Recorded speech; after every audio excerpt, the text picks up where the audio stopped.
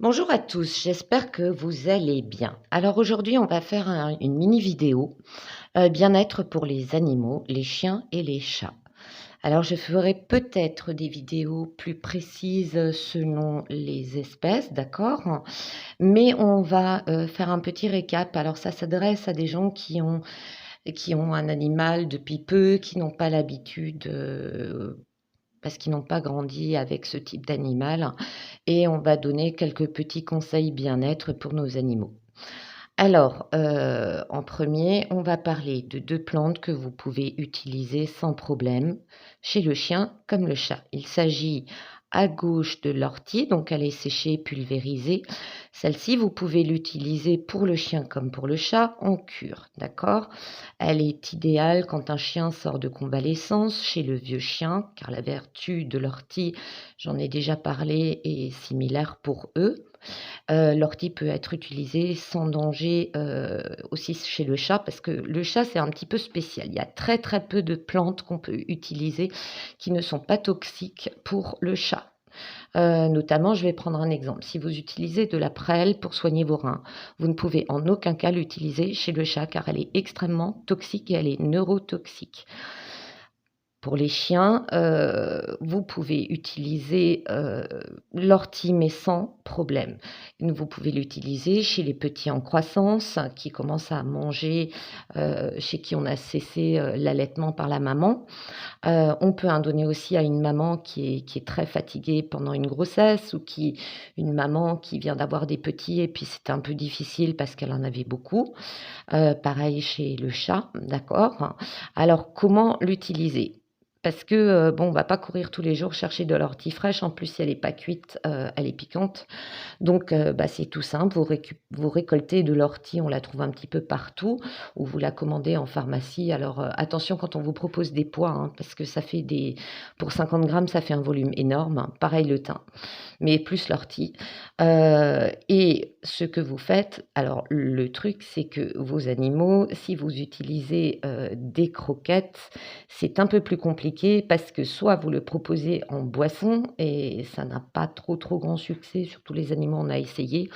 Soit vous faites une tisane et vous mouillez les croquettes avec, mais vous essayez sur une petite quantité.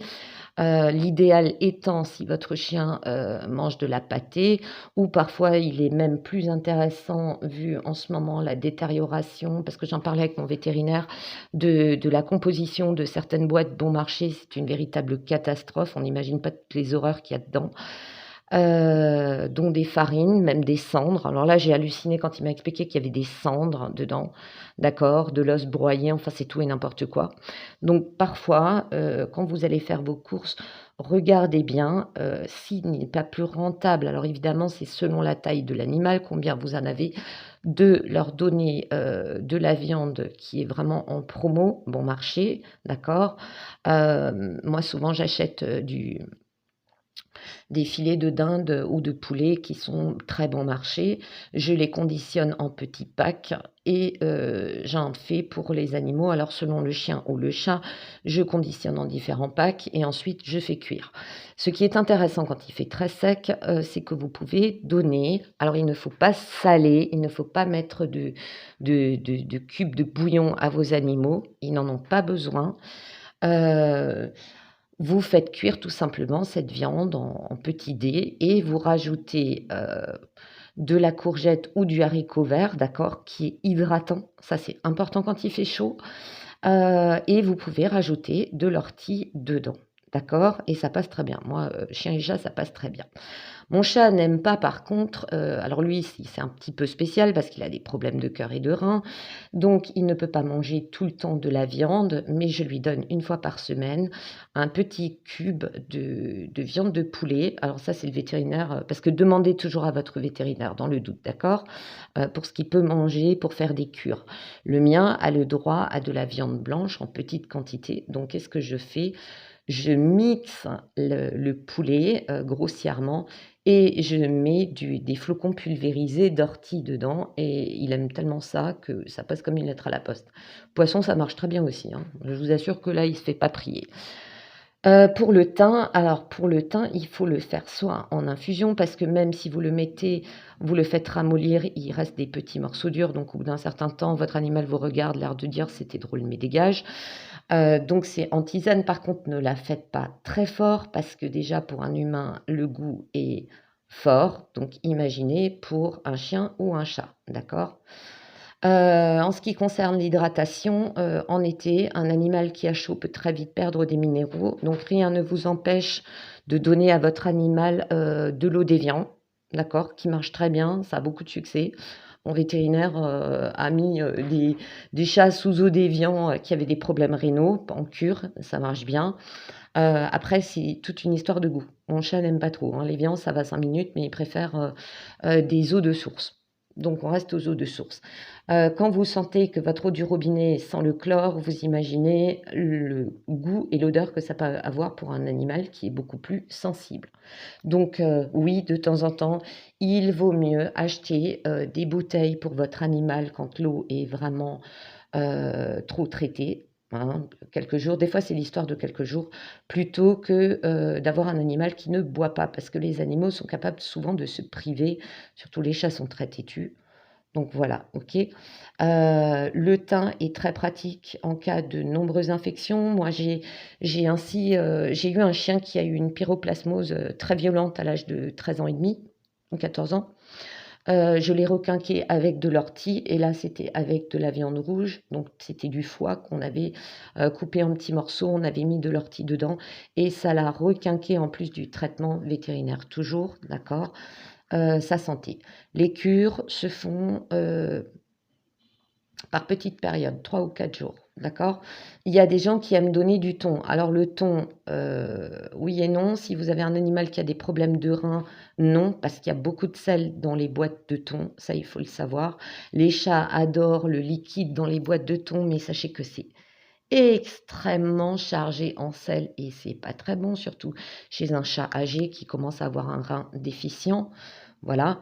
Et le plus important qu'on oublie souvent, et j'ai beaucoup de gens qui ont des chats dans des appartements parce qu'ils habitent en ville, ils ne peuvent pas les faire sortir, idem pour les chiens, mais les chiens, comme on les promène, ils vont se servir eux-mêmes.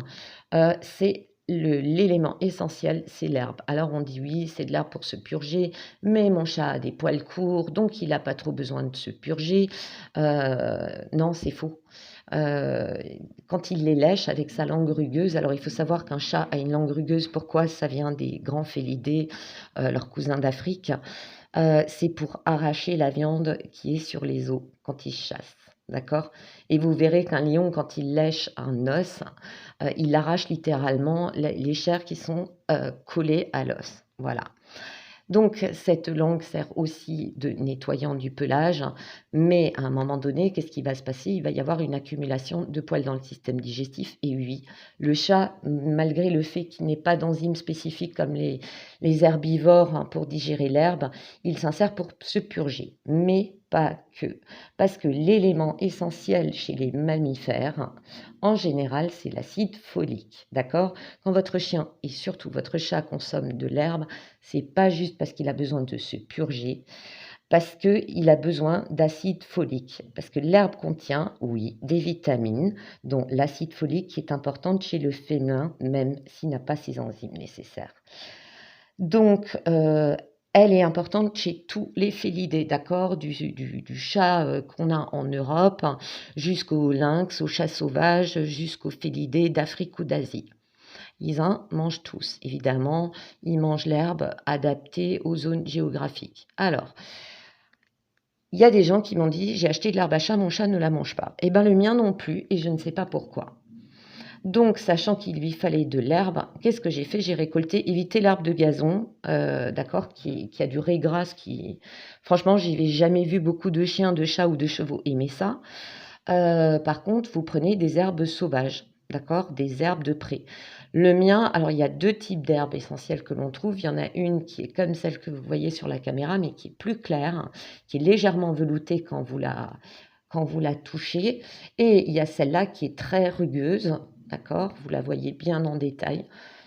Si vous n'avez pas l'habitude de faire ça, eh ben, vous ramassez un échantillon de chaque, vous la lavez, vous la ramassez pas au bord d'une route, vous la ramassez pas près d'un centre commercial, enfin un centre industriel où il risque d'y avoir des projections de produits chimiques. Essayez d'aller à la campagne en vélo, en voiture et prenez de l'herbe, d'accord? Alors vous allez me dire, ouais, mais si je ramasse de l'herbe comme ça, au bout d'un certain temps, elle va faner. Alors là, je vous ai pris un échantillon, mais vous pouvez prendre de l'herbe, la planter en pot, elle finit par faiblir parce que mine de rien, l'herbe a besoin d'espace, d'accord? Mais vous pouvez très bien ramasser une motte avec une petite pelle, la mettre dans un pot avec de la terre bien humidifiée et la laisser quelques jours et comme ça, votre animal, surtout le chat, va se servir à sa guise. Mais faites au début le test herbe douce ou herbe dure. Moi, mon chat n'aime que celle-ci, d'accord? Donc, si votre chat ne mange pas d'herbe à chat, c'est pas parce qu'il n'aime pas l'herbe, c'est simplement que cette herbe ne lui convient pas. Et oui, les chats dirigent le monde, au cas où on l'aurait oublié. Voilà, je pense avoir fait le tour. Donc, s'il y a une vague de grosse chaleur, préférez de la nourriture humide, donc avec des aliments passe-partout comme la courgette ou le haricot vert. Plus luxueux, le haricot beurre, mon chat adore ça, mais mon chat plus que tout aime le haricot bien cuit et il faut enlever les graines à l'intérieur. Ce chat aurait pu vivre à Buckingham sans problème. Mais bon, je suis sûre que chacun a son chat capricieux à la maison. Voilà. Pour les chiens, pareil, bon, comme vous promenez vos chiens, il y a moins de problèmes, d'accord? Mais le trottoir ne fait pas tout, surtout en été quand il fait très chaud, hein, ça dégage beaucoup, beaucoup, beaucoup de chaleur. Donc, si vous avez un petit chien, euh, quand le bitume est très chaud, portez-le, emmenez-le dans un petit parc, emmenez-le dans un endroit où il fait plus frais. Comme partout dans le nord de la France et dans d'autres régions, parce que ça commence à se répandre comme la peste. Prévoyez des antitiques, c'est très important. Le chat a moins tendance à attraper des maladies liées aux tiques parce qu'il n'y a pas que la pyroplasmose, d'accord? Mais protégez-les si vous voyez que ça devient une invasion. Pensez à les traiter, c'est important parce qu'une pyroplasmose fait des dégâts à long terme et laisse des séquelles, surtout si votre animal est déjà à un âge, on va dire mature, pour ne pas dire vieux. Voilà. Voilà, c'était une petite vidéo du jour importante. La chose aussi, c'est que les chiens ont tendance un petit peu des fois à boire n'importe quelle eau. Faites attention, d'accord? Même si c'est à la campagne, les eaux croupies peuvent avoir des germes qui peuvent être dangereuses pour eux. Bien qu'ils soient vermifugés, ne les laissez pas boire n'importe quoi. Moi, j'ai déjà eu des chiens très craqués qui pouvaient boire tout et n'importe quoi, c'était écœurant. On ne peut pas toujours échapper à ça parce que le chien peut très bien faire 50 mètres, aller boire et revenir tout cradouille, mais évitez au maximum, d'accord? Voilà. Il y a des gens aussi qui m'ont demandé fontaine ou pas fontaine pour les chats. Moi, j'en ai essayé 3 ou 4 marques, y compris vétérinaires. Quand j'avais 2 chats, ça a été bien pratique, on dira, mais il faut la nettoyer très souvent. Il faut prendre des systèmes à filtre. Alors prenez déjà une fontaine qui est démontable parce que même quand l'eau est courante, qu'on la change souvent, qu'on la nettoie souvent, il y a des zones inaccessibles qui deviennent absolument dégueulasses. Il n'y a pas d'autre mot. Moi, une fois, j'en ai démonté une qui était pas trop démontable, qui était cassée. J'ai dit, bon, je vais voir ce qu'il y a à l'intérieur.